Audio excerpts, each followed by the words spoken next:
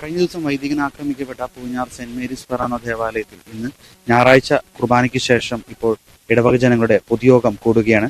വൈദികനെ ആക്രമിച്ച ആ ഒരു സംഭവത്തിൽ പ്രതിഷേധം അറിയിക്കാനും പ്രമേയം പാസാക്കാനുമായിട്ടാണ് ഇന്ന് കുർബാനയ്ക്ക് ശേഷം ഇവിടെ ഹാളിൽ പൊതുയോഗം കൂടുന്നത്. ഏകദേശം 1000-ഓളം വരുന്ന ഇടവക ജനങ്ങൾ ഈ ഒരു പൊതുയോഗത്തിൽ പങ്കെടുക്കുന്നുണ്ട്.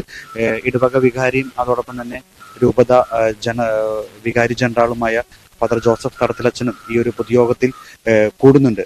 കഴിഞ്ഞ ദിവസം നടന്ന ഈ സംഭവത്തിൽ ഈ വിശ്വാസികളെല്ലാം വളരെയധികം മുറിപ്പെട്ടിരിക്കുകയാണ്. അവർ വേദനയോടെ ആയിരിക്കുകയാണ്. സത്യം പറഞ്ഞാൽ അവരുടെ കൊച്ചച്ഛനുണ്ടായിരിക്കുന്ന ഈ ഒരു ദുരനുഭവത്തിൽ ഈ ഒരു സമൂഹം മൊത്തം അവരുടെ ആശങ്കകളും വേദനകളും ഒക്കെയാണ് ഈ ഒരു പൊതുസമൂഹത്തിൽ ഈ ഒരു പൊതുയോഗത്തിൽ അവതരിപ്പിക്കുന്നത്. എന്തായാലും മാധ്യമങ്ങൾക്ക് പ്രവേശനമില്ല. ഈ ഒരു കാര്യത്തിൽ എന്ത് പ്രമേയമാണ് ഈ ഇടവക പാസാക്കുന്നതെന്ന് പൊതുയോഗത്തിന് ശേഷം നമുക്കറിയാൻ പറ്റും. ഈ പള്ളിയിലെ ബഹുമാനപ്പെട്ട കൈക്കാരന്മാരെ, കമ്മിറ്റി അംഗങ്ങളെ, ഈ ഇടവകയിലെ ഭക്തസംഘടനയിലെ അംഗങ്ങളെ, ബഹുമാനപ്പെട്ട സിസ്റ്റേഴ്സ്, ഈ ഇടവകയിലെ പ്രമുഖരായ ജനങ്ങളെ, നമ്മുടെ ഇടവക പള്ളിയില് ഈ കഴിഞ്ഞ വെള്ളിയാഴ്ച ഉച്ച സമയത്ത് നമുക്കൊരിക്കലും ഉൾക്കൊള്ളുവാൻ പറ്റാത്ത ഒരു സംഭവം നടക്കുന്നുണ്ടായി. പള്ളി കുരിശൻ തൊട്ടിയില് വാഹനങ്ങളിലായിട്ട്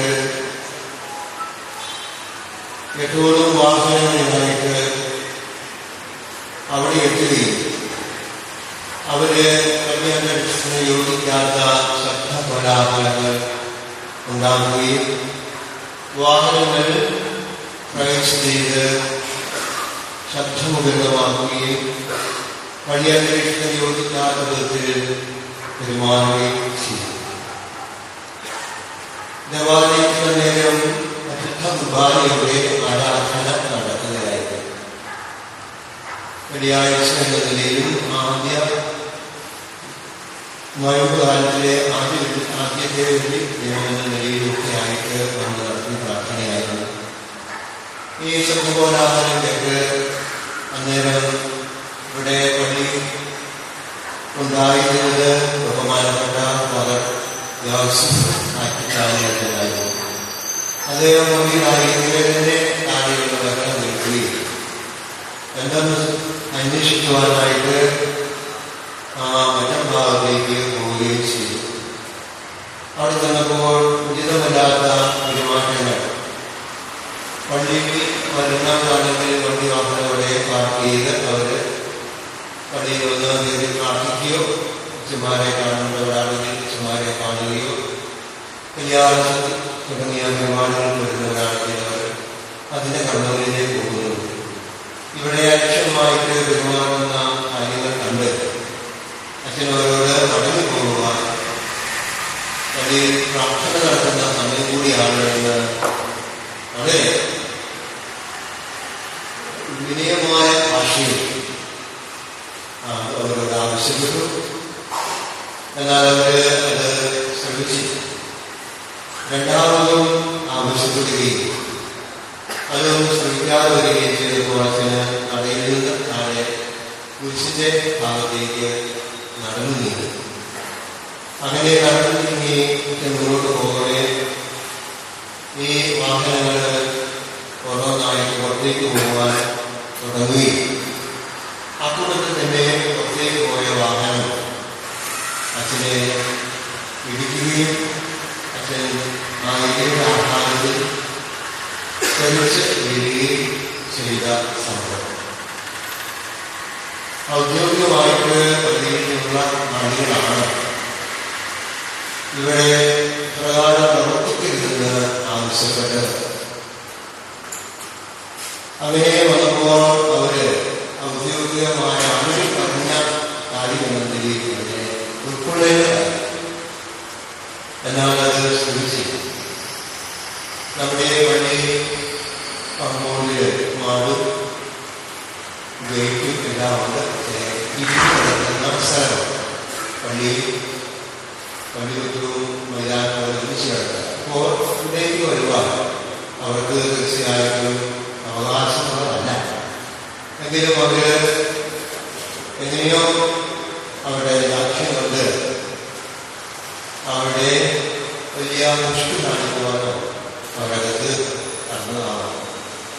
എന്താണെന്ന് പറഞ്ഞാലും പിന്നീടും അവരിൽ നിന്ന് മാന്യമായി മടങ്ങിപ്പോകണം എന്ന് ആവശ്യപ്പെട്ടപ്പോൾ അവരനുസരിച്ച് പോകേണ്ടതായിരുന്നു. അങ്ങനെയാണ് പൊതുവെ എല്ലാ സ്ഥലങ്ങളിലും ഓരോ നമ്മൾ കാണുന്നത് തന്നെയാണ്. അധികാരികളായ ആളുകൾ ചിലപ്പോൾ വഴിയിൽ വെച്ച് പോലീസുകാരാണ്, അല്ലെങ്കിൽ ഒരു സ്ഥാപനത്തിൻ്റെ ഉടമകളാണ്. ആ സ്ഥാപനത്തിൻ്റെ അടുത്ത് അവരവരുടെ കോമ്പൗണ്ടിൽ അവനവന് വലിയ ഉത്തരവാദിത്തമുള്ള അവകാശമുണ്ട്. വളരെ വഴക്കുണ്ടാക്കുന്ന അവസരത്തിൽ കുടുംബാംഗങ്ങൾ പറയുന്ന ഒരു ശൈലി ഉണ്ടായിരുന്നു. എൻ്റെ അടിച്ചുമുറ്റത്ത് പ്രവേശിക്കുവാൻ അനുവദിക്കില്ല എന്ന് പറഞ്ഞാൽ ഉദ്യോഗമായിട്ട് നമുക്കായിട്ട് ഉള്ള സ്ഥലത്ത് ആവശ്യമില്ലാത്തത് സാമ്പത്തികമായിട്ട് കൊണ്ടത് ഒന്നിച്ചു വരുവാൻ ഇടവന്നത് അവരുടെ ആ വലിയ അഹങ്കാരം കാണിക്കുവാൻ വേണ്ടി തന്നെ. അങ്ങനെ അവരുടെ ആവശ്യമില്ലായിരുന്നു. അപ്പോൾ ഉദ്യോഗ ആളുകളത് അതില്ലാതെ തള്ളുകയും ചെയ്തപ്പോൾ അതിനെ സ്വീകരിക്കേണ്ടതായിരുന്നു. സ്വീകരിച്ചില്ല എന്ന് മാത്രമല്ല, പ്രകാരം ആവശ്യപ്പെട്ടവരെ ബുദ്ധിമുട്ടിക്കുന്ന രീതിയിൽ അപായപ്പെടുത്തുന്ന രീതിയിലൊക്കെ ശ്രമിച്ച ശ്രമം തീർച്ചയായിട്ടും നമുക്ക് ഉൾക്കൊള്ളുവാനായിട്ട് സാധിക്കുകയില്ല. ഞാൻ നേരം വാഗമണ്ണ വിഷയങ്ങളിൽ ഈ സമീപ പള്ളികളിലുള്ള അച്ഛന്മാർക്ക് ഓരോ ദിവസവും കുർബാന വെച്ചിട്ടുണ്ട്. പുനാർ പള്ളിക്ക് വെച്ച ദിവസം ആ വെള്ളിയാഴ്ചയായിരുന്നതിനാൽ അവിടേക്ക് പോയി. മടങ്ങി കഴിഞ്ഞപ്പോൾ 2:15 മണി സമയമായി. അപ്പോൾ അതുകൊണ്ട് ഞാൻ സ്ഥലത്ത് ഇല്ലായിരുന്നു അറിയിട്ടാണ് സാധ്യതയുള്ളത് പ്രത്യേകമായി ഓർമ്മിക്കുകയാണ്. നമ്മുടെ പോലീസ് അധികാരികളോട് വളരെ കാര്യങ്ങൾ ഉണർത്തുകയും അവർ സ്പോട്ടിൽ വരുത്തി ഉചിതമായ നടപടികൾ സ്വീകരിക്കുകയും ചെയ്തു. ഇന്നലെ അറസ്റ്റ് ചെയ്തവരൊക്കെ അവർ നമ്മളെ അറിയിച്ചിട്ടുണ്ട്. ഈ കാര്യത്തിൽ അവരുടെ ഭാഗത്തുനിന്നുള്ള നല്ല സഹകരണം ഉണ്ടാവും എന്ന് അവർ പറഞ്ഞു. അതുപോലെ തന്നെ ഔദ്യോഗികമായ ജനപ്രതിനിധികൾ ഈ കാര്യത്തിൽ ഇടപെട്ടിട്ടുണ്ട്. നമുക്ക് ഇവരിൽ ജീവിതമായ എല്ലാ കാര്യങ്ങളിലും പൂർണ്ണ സംരക്ഷണമുണ്ടെന്ന് വാഗ്ദാനം ചെയ്തിട്ടുണ്ട് എന്ന കാര്യം. എങ്കിലും ഇങ്ങനെ സംഭവിച്ചത് യഥാർത്ഥത്തിൽ ഒരു നമ്മുടെ ക്രൈസ്തവരായ അതേ സ്ഥലങ്ങളിൽ അവഗണിക്കപ്പെടുന്നവരും അതുപോലെ തന്നെ നമ്മുടെ പലതരത്തിലും ഈ കാലഘട്ടത്തിൽ അതിൻ്റെ ഒരു ഭാഗം കൂടിയാവാം അതൊക്കെ. പക്ഷേ അത് നമ്മൾ ജാഗ്രതയുള്ളവരാവുകയും ഉചിതമായ മറ്റുള്ള കുടുംബ പദ്ധതികളിലൂടെ നമ്മൾക്ക് നമ്മുടെ ആ നല്ല ശക്തമായ ഇടവകയുടേതായ ആ പ്രവർത്തനങ്ങൾ മുന്നോട്ട് കൊണ്ടുപോകാൻ സാധ്യമാണെന്ന് വിശ്വസിക്കുന്നു.